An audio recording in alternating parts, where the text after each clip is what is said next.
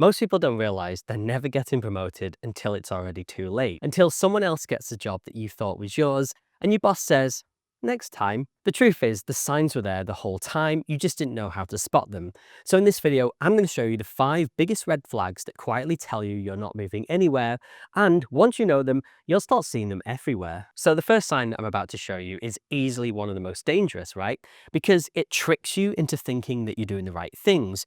And if you don't know what to look out for, you won't know when to take the right actions that I'll explain. And when that happens, your career's not going to go anywhere. So if you're at work and you're hearing all the right things, your manager's got this big smile, you're getting great feedback, maybe even in your performance review, you get a really good line like, keep it up, you're on track, then this all sounds great. But in reality, it's actually a massive trap, and here's why. The thing is, when you get positive feedback without anything attached to it, like no tangible goal or no next step, nothing specific, right? What they're really saying is, we don't have a plan for you, but we'd rather keep you happy than risk losing you. And the thing is, that's not progress. That's just corporate stalling, which is why the first sign you need to look out for is your manager keeps saying you're on track, but never defines the track. So if you want to find out whether your manager actually has a plan for you or they're just keeping you busy, then what you have to do is test it. And there are 2 simple questions that will tell you instantly. The first one is easy. After you get some positive feedback, you say something like, thanks for sharing my strengths, but what areas do you think I should work on to be ready for the next step? Now, if they actually have something in mind for you, they'll give you something real, right? It'll sound like you're doing great, but if you start managing cross-functional projects, that'll prepare you for a more senior role. That's what actual progress looks like. But if, on the other hand, they say something vague like, just keep doing what you're doing, then that's the red flag you need to be on the lookout for, because that's manager code for, I've not really thought about it. But the thing is, that first question only tells you about half the story, because some managers are actually really good at sounding strategic without actually having any plan. So here's a follow-up that separates the good intentions from the real track. What you do is you say, what would need to happen for me to be ready for the next promotion, and what kind of timeline are we talking about? And if they can't answer that, then congratulations, you're not on a track because you're on a treadmill. And the worst part is you won't even realize it until years and years have passed and you're just stuck in the same position. But this next sign I'm about to show you is one that's even easier to miss. And if you don't spot it, you'll think you're on track when in reality, you're being praised for the wrong reasons. Because sometimes the positive feedback isn't even said to you, but instead it's said about you. And that might sound good, getting praised in public, but it's actually one of the biggest red flags of all. Right, so when I was in high school, there was this girl that I had a massive crush on. She had these goofy braces that I thought were cute, and we both loved watching Death Note. Honestly, what more could a 16-year-old want, right?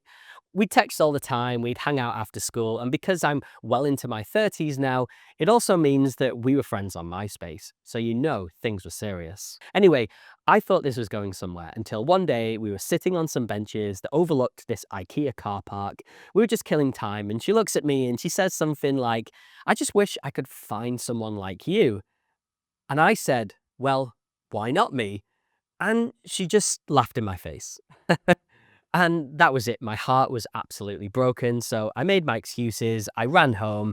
I put on My Chemical Romance on full volume, and I updated my MySpace bio with some sad lyrics. Pretty standard teenage heartbreak stuff. But what I didn't realize back then is that this exact same behavior still happens in the workplace. And if you don't know how to spot it, you can end up being strung along like Rebecca did to me. Ah, Rebecca, what could have been? So to avoid getting Rebecca'd at work, there are 3 phrases that you need to listen for. The first one is, look at how well Josh did with this project, everybody. The second is, try to copy Josh's example. And the last one is, we could all learn a thing or two from Josh. Now, all of those sound pretty positive, right? But the thing about them is they can either be great signs that you're moving up or massive red flags that you're being used as a poster child for motivation. And it all depends on the intent behind them. So that means that the second sign you're not getting promoted is when you're always the example, but you're never the success story. Because if your boss is constantly praising you publicly, using you as the model for how others should work, but when it comes time for promotions, you're not even part of the conversation, then you're basically someone like me, but not actually me. And I'm sad to say it, but you've been Rebecca'd. So if you want to discover if the praise is going to lead to promotions or you're being strung along, then the next time you're being praised in public, here's how to tell if it means you're moving up or you're just like a brother to them. You say something like, "Oh, thanks for the shout out. I'd love to take on something bigger next." And if they actually give you something more challenging, then great. That's a sign that they actually see you growing. But if they say something vague like, "Just keep doing what you're doing," then yeah, you might want to start picking out your sad song lyrics for MySpace because it means they don't see you moving up. They just like showing you off. But what most people miss is, even if you do start getting those bigger projects, unless they come with this next sign that I'm about to show you, you might still just be getting busy work and not actual growth work. And if you're worried that this might be happening to you, or you just want a clear roadmap that your career is moving in the right direction, then I put together something that'll help. It's called the Promotion Playbook. It's the complete step-by-step guide that shows you how to navigate company structures, position yourself for promotion, and actually build momentum instead of waiting for luck. And it's completely free. You can grab it from the link in the description. And it's got the exact frameworks and tools that I personally use to plan every career move. Anyway, what is the third sign that you need to be on the lookout for? So when you're given bigger projects, there are really only two things they can give you, and only one of them actually moves a career forward. The other is just there to keep you busy and not quit. And the way to tell the difference comes down to one thing. It's, what do you get out of this extra work? So you know those choosing beggars online who ask artists to do free work because they'll get exposure? Like Sharon, who runs a Facebook group for 17 friends, and she says, "I can't pay you, but I'll definitely tag you." Yeah, exposure won't pay the rent. Well, the exact same thing happens inside companies too. So what happens is you'll get given these opportunities, but they're not really opportunities, they're just exposure, which is why sign number 3 is you're being given exposure instead of authority. So yeah, you might be presenting in meetings and leading a new project, mentoring junior employees, but you've got no actual power, and that's the key. In order to tell if what you've been given is exposure or development, you've got to work out first if you're the one making decisions and taking ownership. It all comes down to whether they want your competence on display or your name on the approvals. And the reason that difference matters so much is because unless you're the one in charge, you're not building your reputation and influence, you're just getting kept busy. So if you're being handed a new project, it's absolutely crucial you do this one thing before you say yes, because it's how you find out whether the project is actually going to help your career or just waste your time. So what you need to do is check whether they have any decision-making power. If you don't, then all you're doing is executing someone else's vision, and if that's the case, you're being paid in exposure. But here's where it gets tricky, because sometimes you'll have the right signs, like a good manager, good projects, really positive feedback, and you'll still never actually move up. And the worst part is, it's not your boss's fault this time, because the next two signs are things completely outside of your manager's control, and they're the reason why even good employees with great reputations can end up stuck in their careers for years. So what are these signs? Well, first I need to ask you a question, and it's going to sound a bit weird, right? But stick with me, because I promise you, if you stay for the next 60 seconds, it's going to make perfect sense. And it might actually save you years of being stuck in the same job, because I fell into this trap myself. So have you ever heard of the crab problem? Now, I know you're probably thinking like, "Josh, what are we doing here?" But just trust me on this one. So anyway, there's this type of crab. I think it's called the hermit crab. Anyway, what they do is wild. When they outgrow their shells, they all meet up on the same beach and then line themselves up in like size order. And then the exact same time, they all swap shells. The little ones move into slightly bigger shells, the medium ones move into bigger ones, and the big ones move into giant ones, and so on. It's like this chain of shell upgrades.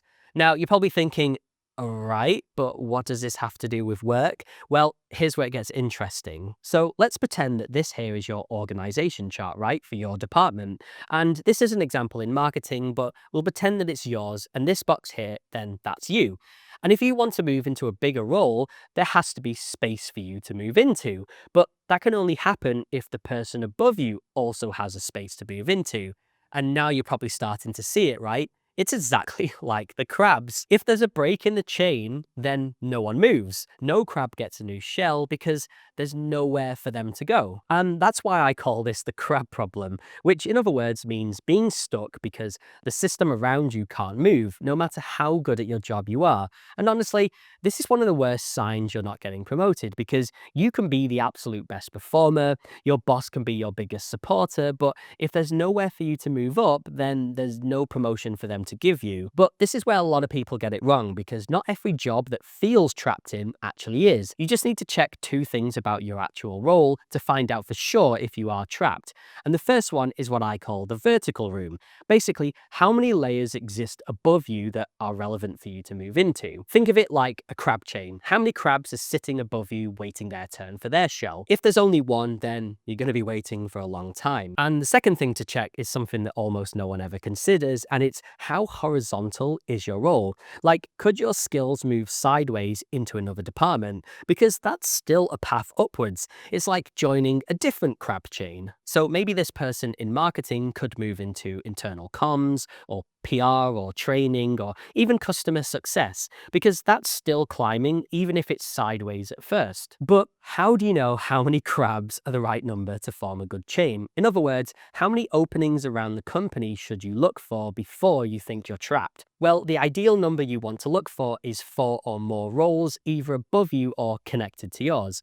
And here's why that number matters so much. The average role opens every 5 years. So if there's just one role above you, that means you could be waiting for about half a decade for your opportunity to move up. But if there are 4 people, then that average comes right down to just 15 months between opportunities. And research shows that the sweet spot to proving yourself to move to the next role is about 15 months. Now, if you're sitting there thinking, wait, that's probably me, I think I'm the crab stuck in the chain, then don't panic just yet, because there's one more sign you need to know before you decide you're absolutely trapped. Because sometimes everything looks fine, you've got the openings above you, a good boss, and a structure that makes sense, and yet somehow you're still stuck. And that's when you know you're in the worst one of all. The final sign is what I call the bridle problem, and this one gets almost everyone at some point. The thing about this is it's so subtle, you won't even see it until someone else points it out. So stay with me, because I might literally be the outside perspective that saves you from wasting another 2 years waiting for something that's just never going to happen. So the reason this sign is called the bridle problem is because of that old saying, always a bridesmaid, never a bride, which means you're always the one watching other people get promoted and somehow it just never seems to happen for you. Now, I want you to listen carefully to the next 3 phrases, because if you've heard even one of these, it might already be too late and you're probably stuck. The first one is, we'd love to promote you right now, but there's just no headcount budget at the moment. The second one is, my hands are tied. The board's freezing promotions until the end of the financial year, but just hang tight. And the third thing is my personal favorite, because I've been told this many times, is, yeah, you're definitely getting promoted. I just had to promote David first because of the structure, but once it's sorted, hey, there's a role with your name on it. Now, they might sound familiar, and because they all have one thing in common, it's the promise of later. But later never actually arrives, because there's always something that gets in the way. But don't panic right away if you've heard one of these, because it's really important to work out just how much later you can give the company before you hand in your resignation. So let me tell you the guideline I always follow, and it's, if you've been next in line for more than 6 months, then here's the hard truth. Next is never coming. Now, do you want to know a secret? Because as an executive, I know some dirty behind the scenes secrets about how promotions really work. And this is the part that most companies really don't want employees to figure out. And it's this: all those so-called obstacles like the budget, the headcount freezes, the structure reviews, they're not actually rules, right? They're more suggestions. I can't tell you how many times I've watched someone get stuck behind a process that magically disappeared once the right person signed off or the right conversation happened in the hallway. Basically, if the company really does want to promote you, then they will. The rules and obstacles can easily be made to disappear, and if they're not disappearing, they'll stall you with promises that sound professional but mean absolutely nothing. And that's why it's such a dangerous sign, because you'll think you're constantly on the edge of something when in reality, they're just keeping you from leaving. But there is good news. That's just one of many behind the scenes secrets. But once you understand how the system actually works behind the scenes, you can use it to move faster than anyone else around you. And I've shared a lot more of these secrets in this next video, and honestly, once you know them, you'll see how leaders really make promotions happen, even when the company says there's no headcount. So go and watch that video now, because if you're serious about getting promoted, then this video is the one that'll finally show you how to break the system instead of getting trapped inside it.